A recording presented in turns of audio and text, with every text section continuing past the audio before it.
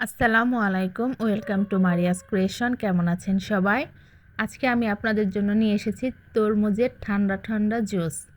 আর এমন একটি জুস যদি ইফতারিতে থাকে তাহলে কিন্তু মনটা একেবারে ঠান্ডা হয়ে যাবে ইফতার করার সাথে সাথেই। আর মন ঠান্ডা তো সব ঠিক। তাহলে চলুন দেখে নেওয়া যাক আমি কিভাবে এই জুসটা তৈরি করেছি। একদম সহজ এবং কম সময়ে তৈরি করে নিয়েছি ঠান্ডা ঠান্ডা ওয়াটারমেলন জুস। প্রথমে আমি এখানে অর্ধেক পরিমাণ একটি তরমুজ নিয়েছি, আর তরমুজের ভেতর থেকে সবগুলোই তরমুজ আমি চামচের সাহায্যে আস্তে আস্তে তুলে নেব।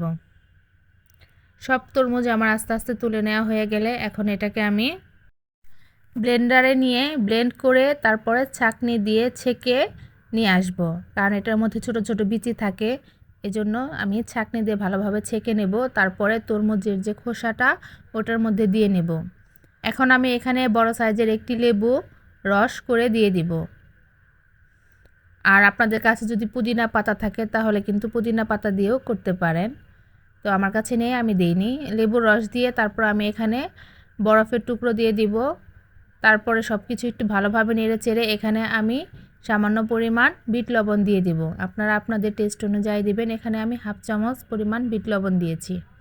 দিয়ে সব কিছু একটু ভালোভাবে নেড়ে চেড়ে মিশিয়ে নেব। তারপরে একটি গ্লাসের মধ্যে ঢেলে নেব। খুব সহজে এবং কম সময়ে বানিয়ে নিয়েছি তরমুজের জুস। আর এরকম একটি ঠান্ডা ঠান্ডা জুস দিয়ে ইফতার করবেন, দেখবেন মনটাও অনেক ফ্রেশ হয়ে যাবে। ভালো থাকবেন সবাই। আল্লাহ হাফেজ।